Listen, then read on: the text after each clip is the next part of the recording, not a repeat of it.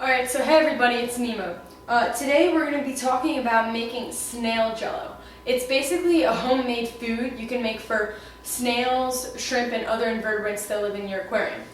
My main purpose for this is my shrimp tank that actually has about 100 shrimp right now, and it's a 20-gallon, it's in my garage. And basically, since I only have shrimp in it, I really want to feed them. I don't want to feed them too much, but I do want to feed them super high calcium supplemented food because that'll help them, get harder shells and have redder shells because they're red cherry shrimp. So if you haven't seen my videos about my red cherry shrimp, check those out. But this is basically just a video about some homemade snail jello, it's called basically, that you can make for invertebrates in your aquarium. The base of this recipe is actually baby food. So right here I have the baby food I use. It's organic baby food, and this time I'm using the spinach carrot mixture. And so it basically has 4% calcium. That's the thing you want to look for when you're buying this type of stuff. You want to look for a high amount of calcium. Usually the lower end I'll get is 3%, and the highest I've seen is 6%. You want to avoid baby food that has meats in it, like chicken, rice, or surprise, or something weird like that. You want to avoid meats and fats. You also want to check out the amount of sodium. Here I have 30 milligrams of sodium, so that's not too much, and I only have 1 gram of sugar. So that's the type of stuff you want to get. So just here to show you, this is the stuff I get, and it works well for me. So yeah. All right.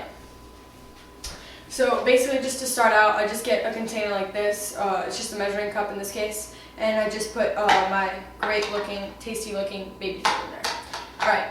So that's just the first step, is emptying out your baby food. All right. So that's always the base of any mixture you'll start with, is baby food. From there, I like to just get actual like aquarium food type stuff, and I also add that to it.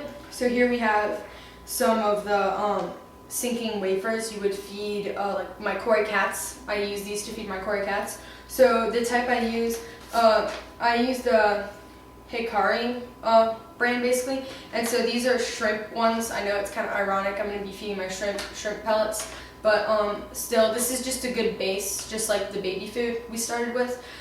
So I have the bigger ones, which are just the veggie ones, and then I have the smaller ones which are shrimp based. So I basically just use my handy dandy meat hit thing, yeah. And so you just want to crush these up. So I kind of just put the back of my hand on them, start crushing them up like this. And so you just want to get everything down to like a really small, almost like powdery size, because later we'll be grinding it up, but you don't want your grinder getting screwed up with these things. So yeah, just kind of break it up.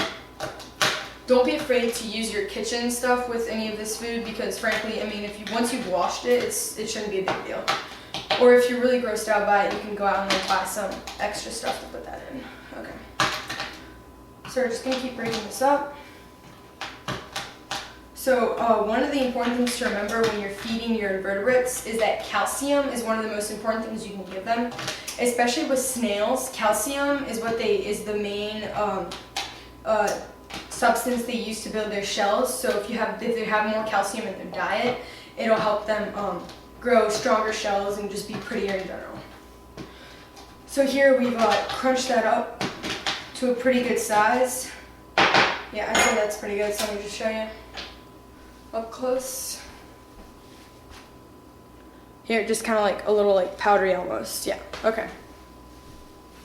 So we're gonna go ahead and add that into here. Be careful not to spill everything. Okay.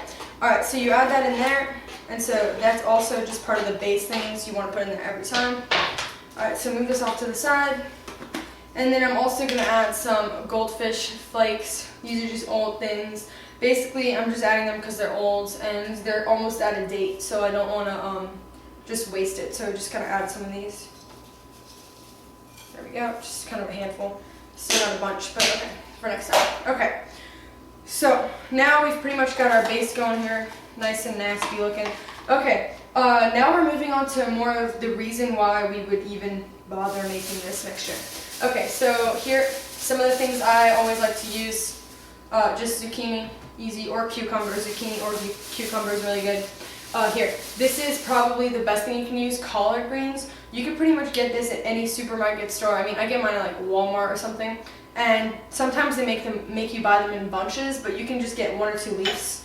In this case, I'm making a bunch of it, so I have 2 leaves of it. Yeah, just looks like this, collard greens. Collard greens are really good because they have high amounts of calcium but low amounts of phosphates. You really want to watch the amount of other things you add to your aquarium, because you don't want to increase the amount of algae in your aquarium. So you want to add calcium but without adding phosphate and things that will help the algae grow. So 2 of those. And I also have part of a pepper, just pepper.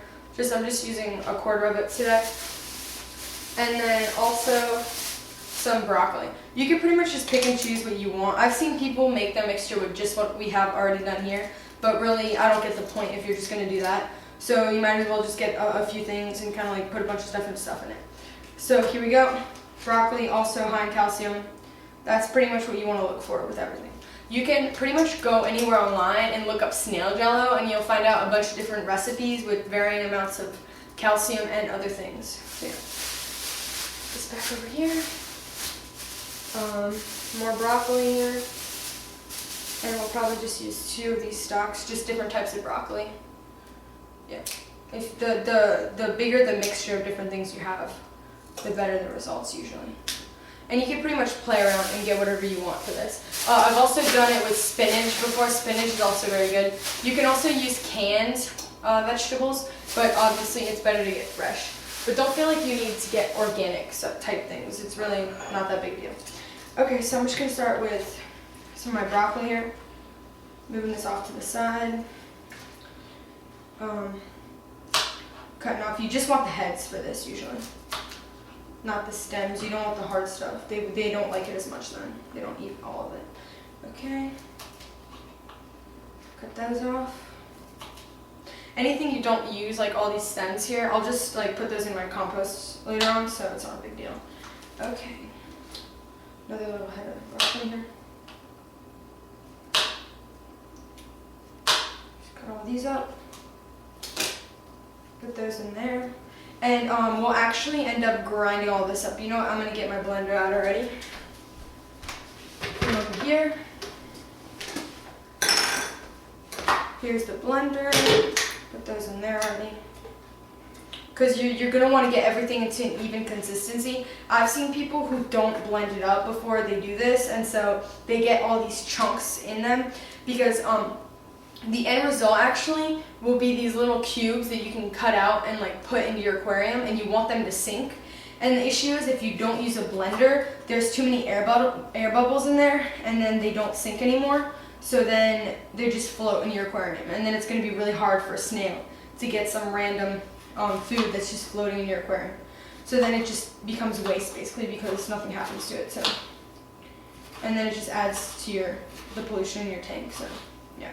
So you always want to make sure that you use a blender, otherwise you'll have air bubbles and it won't sink to the bottom. Okay. So just gonna cut these up in little pieces though.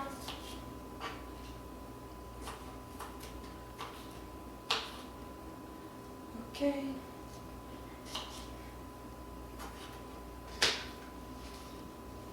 Put that in there. Just gonna use half this zucchini, I guess. You can still see this, yeah.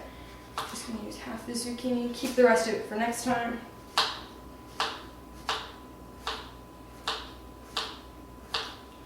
And so basically, after you've been putting all these foods together and like breaking these things up, after we've blended everything together, we're actually going to be using gelatin to solidify it, and that'll help make it stick together into these little cubes, which is basically why it's called snail jello. It's because it's almost like jello. Yeah.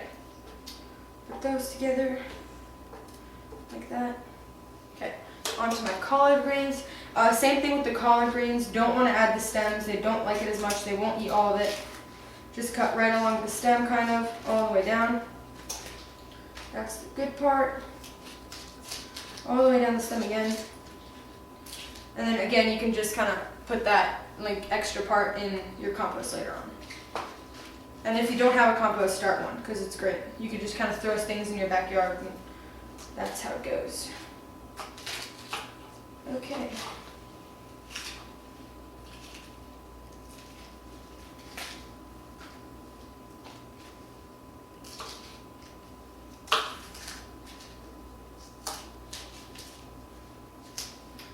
Alright, so then for these, I just kind of roll them up in order to chop them up a little bit easier.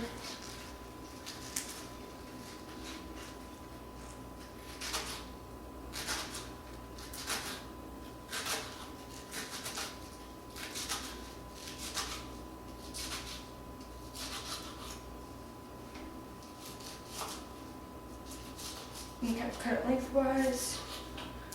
Okay.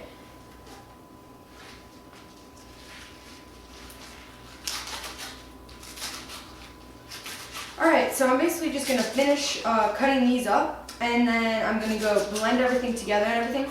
And so basically you're going to want to blend it on low, and you're going to want to add just a little tiny bit of water if you need to, but try not to add too much. And that's it. Yeah, I'm going to turn this back on when I'm done doing that, and I'll show you guys what the end products looks like, and we can finish this up and see the end result.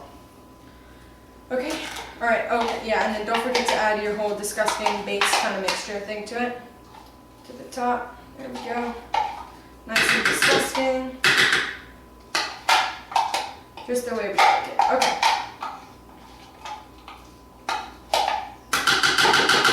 Alright, so everything's in there. And so now we're going to blend this up using a little tiny bit of water if needed, but that's it. So just kind of like visualize the almost end result before being all grinded up. Alright, see you guys in a second. Alright, hey guys, so yeah, I finished blending it. Looks like this now. Got really small like it's supposed to. And so basically when you put your spoon into it, it should come out and kind of stick on your spoon a little bit and be a really kind of gross consistency. Kind of like a weird soup that has sort of like no chunks in it, but it's kind of sloppy. Okay, yeah, you get the point. Anyway, so yeah, so we finished getting this kind of like little mixture thing going on with the soup sort of consistency. So yeah, so you just want to blend it until you get it to this consistency, and you will have to add water, and you will have to kind of press down on it a little bit, and then you're going to just want to let it keep going until you can just puree it till it's one consistency and you don't have like any more chunks in it anymore, and you just have one full homogeneous mixture. Alright, so now that we're done with that, there are two more things that we do have to add to this before we're done. So as I mentioned before, the whole point of this is to get the most calcium possible in your invertebrates diet. So one thing I like adding is Kent Marine liquid calcium type stuff. Here it is. This is just the bottle. I think it costs like $8 or $9, so it's not really cheap, but you know, it's kind of worth it. And it's for corals actually, but you can add this to pretty much any tank. I add this directly to the water of the tank sometimes, but adding it to the food as well is just a great little touch. So I basically just do a little spoonful of it. If I can open it, yeah, okay. So just a little spoonful. And that's it. That should be perfect. The measurement, I think, isn't as important as the fact that you can't directly add it to water in your aquarium. You're going to want to read the directions because it can burn fish's gills if you pour it directly on them. So what you want to do is dilute it in water during a water change. So that's just one thing. So I guess by putting it in the food, that's also sort of diluting it. Okay, so another thing I like to add, or you can add pretty much instead of this if you don't want to buy the $9 bottle, which will probably last you a lifetime, by the way, because there's actually a lot in here. But if you don't want to do that, you can also go with Cuttlebone, which is this stuff. I'm pretty sure anybody who owns a snail or shrimp even has learned of this. It's usually for birds. There's a bird there. So anyway, it's used for birds like with their beaks and everything, but you can pretty much also use it for invertebrates. So all you're gonna want to do if you want to use this is get your Cuttlebone, take it out. In this case, I'm just gonna use a half piece because I've already added a bunch of calcium to there. There's no real point adding so much more. But so there are two sides of a Cuttlebone basically. There's the outside bone part, which is this side, it'll be like really, really hard and you can't do anything too early. And then you flip it, and then this is the powder side. If you have a clip on it, let me show you. If you have a clip on it, it's basically this side that doesn't have the clip. So that'll tell you right away. Clip side, non-clip side, that's the side you want. But so this side with the powder on it, you can see if you scratch it off with your nails or something, you'll get all this like powder in your nails and everything. Like that, yeah, powder. And that's the good stuff. That's the stuff that's full of calcium. So basically you very carefully take the top of your knife and you go like this. And just kind of like rub some of it off like that. So, I don't know if I can show you guys, just put on a spoon here. That's basically what it comes out to. It's just powder. And you can just add it right here, into here, and it's as simple as that. So you keep going, get a few more pieces. Yeah, and you can pretty much just keep doing this till the back of the cuddle bone.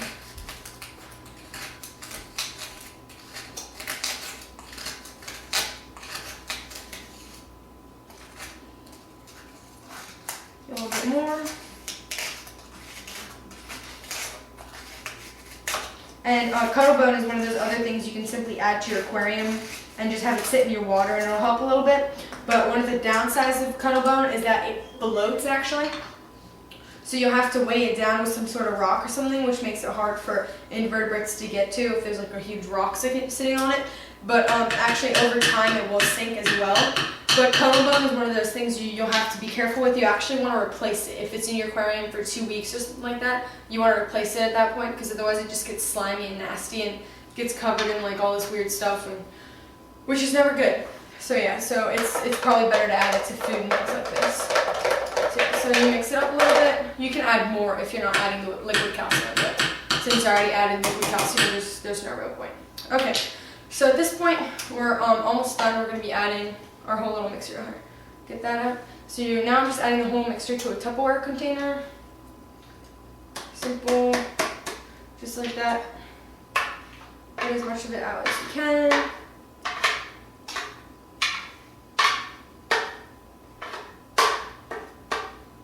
Okay. Around here, so you can see obviously by all the stuff I had, this is like a lot of stuff. So yeah, if you don't want that much, just get like 1 collard green and just a little bit of broccoli and not too much of everything else. Okay, so let me grab another spoon here. Alright, okay, so now basically for our last step, we're adding gelatin, excuse me. So you want to get the unflavored type, unflavored, unsugared, nothing, just gelatin. So you can get these little things, they cost like $2 maybe at the most or something. Depending on how much you're making, you probably want to get 2. But so for this one, I'll probably just use all 3 packs that it has in here. You open it up, it has little packs like this. Yeah, and you can just add the packets into the actual mixture. And so all you do is you open it up. Take a look, open it up. Alright, so this basically is going to help make the whole jello consistency of your mixture. At this point, you can see it's just liquidy, it's running like this. And so it's not going to do much if you just put this in a container. It's not going to set. So this helps it set and helps your mixture stay together. And then what we're going to do is we're going to put it in this, which is an ice cube freezer that you put in your freezer, which will help it hold longer. But you can basically put, once you've added the gelatin, you can put your mixture into these, and overnight or something, or after a few hours, they'll be all frozen up, and you can take them out and then put them in your aquarium. So we're going to add 3 or 4 packets of the gelatin, and we're just going to slowly add it, just kind of pouring as we mix. And this is the real key to it. You have to mix and add at the same time. If you don't do this carefully and you don't mix enough, or you add too quickly, you'll get clumps of stuff, and then you'll get parts that don't clump up together. So when you add it to your aquarium, it'll be a big mess and it'll scatter all over the place. So you need to be careful with that. So just like this, add it slowly.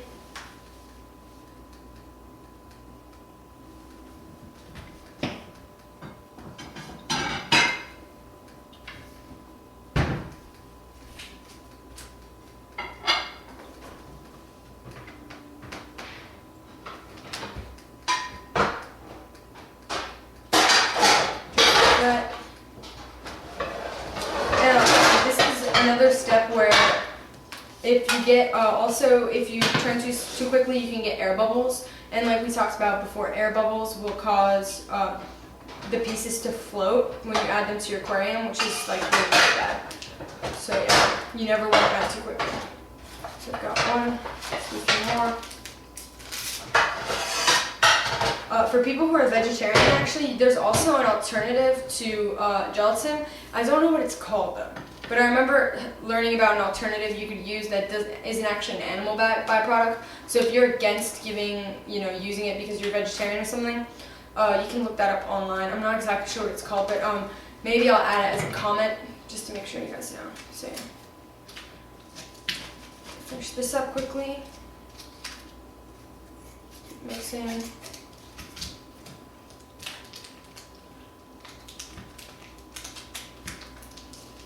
So yeah, okay. Okay, we're gonna need one more at least. All right.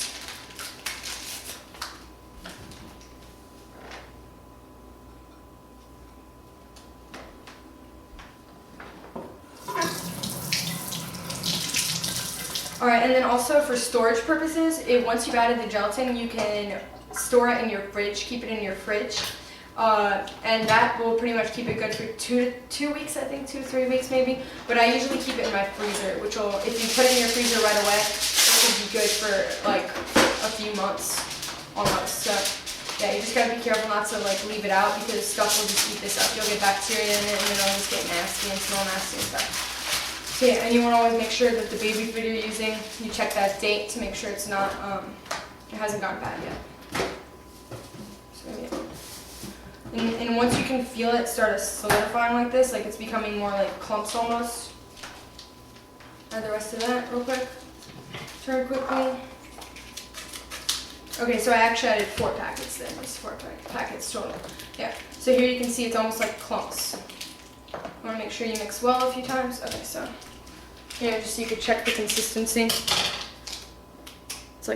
It's more solid now, so yeah. And once you put that in the fridge, like you would Jello, basically, it'll sort of set like that. So yeah. All right. So now we're just gonna fill our little different holes in our ice cube. So this is a nice ice cube tray because it actually has the bottoms where you can like push out the bottoms. So it's just really easy to get them out. You can just get this at Walmart or anything else. I wouldn't use the same thing you use for like regular ice cubes because that might be kind of gross. But so yeah. So just fill them kind of like that. Don't worry about it being gross, it's okay.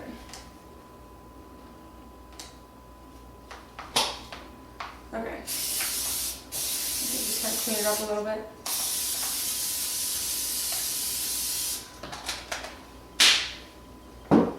Alright, so yeah, so this is how I'm doing it right now. Just adding it in like that, really simple. Make sure you fill them up all the way at the bottom. Ooh. Make sure you fill them up all the way at the bottom. So that's basically all I'm going to do is I'm going to finish filling them all up and then I'm going to put them in my fridge to set, and then in a few hours I'll show you guys the end product. Alright, so thanks for watching and bye. Alright guys, so I finished filling all my little ice cube little containers in here, and then I kind of cleaned it off a little bit and just kind of like evened them off, topped them off, and then I'm just putting it here in my freezer for a few hours or even overnight until they set, and then later on I can show you guys what they look like, what the finished product is, and put a few in my tank. Then also over here, if you have any extra of your stuff or you don't really feel like going out and buying a ice cube rack to put them in, you can just do this like simple little thing where you use clingy wrap and you kind of just pull it out, and then on one side of it, just like an inch away from the edge of it, you put a whole like line of the mixture, and then you just wrap it up and like close the ends off and everything so that you have this long piece like this. And so basically this piece, you can put this also in the freezer, which I won't like right now actually, and once you put this in the freezer and it sets overnight as well, you can take it out and just like cut slices right through the clingy wrap and then just close it back up with another piece. I guess you could also do this with aluminum foil, but it works really well with clingy wrap because it sticks right to it, and you just kind of wrap it up a few times, and then you can just cut slices of it to the size that you want for the different tanks you might have. So yeah, those are the 2 options you have, and I'll show you guys the end product in a few minutes. Alright, bye. See ya. Okay guys, so the mixture, the snail jello mixture has been in the freezer for a few hours now, and I think it's pretty much ready. If I touch it, it's kind of solidy and everything. So yeah, let's get one of these babies out and put them in, pop them in the tank. Alright, oh, here we go. Oh. I got you. Okay, here we go. Okay, so yeah, so that's pretty much the size of it. That's pretty big actually, so that'll definitely feed this whole tank of snails and shrimp for a while. So yeah, let's just open the top up and pop it in.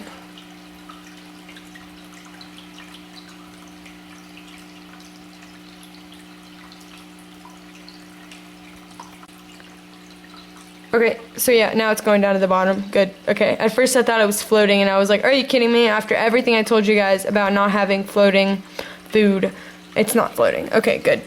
Here we go. Let me move it a little bit so it's down here. And so yeah, hopefully my shrimp will start coming over to it and eating it up and everything. And so I'll show you guys in just a second.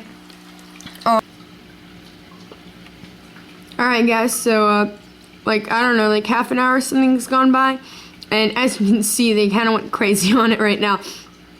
And so they're all on it and eating it up and everything, and they just love this stuff. It's just like so good for them too, so I'm really psyched to see them all like out. You can see like all the way around. They're all stuck on it. Yeah. So that's about it. See the whole tank? Again, yeah.